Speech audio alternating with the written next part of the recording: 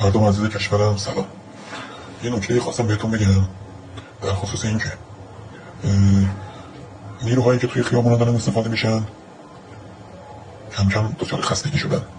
فیلمایی که من نگاه میکنم دقت کنید دیگه حوصله خودشون هم ندارن، کم کم خسته میشن، بیخوابی، استرس، نگرانی خانواده هاشون، همه اینا تاثیر داره روی عملکردشون.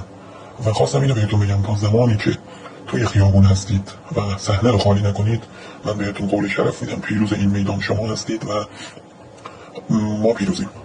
مطمئن باشید من و خیلی از همکارانم در کنار شما هستیم، ازتون حمایت میکنیم، منتظر لحظه انفجار هستیم که به شما بپیوندیم و به امید خدا کشور رو از لوث وجود کثیف این آخوندها پاک کنیم. به امید اون روز.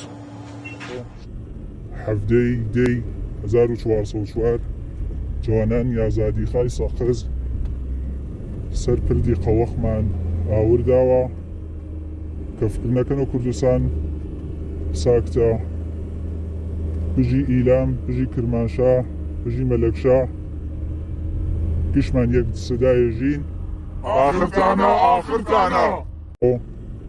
17 دی 1400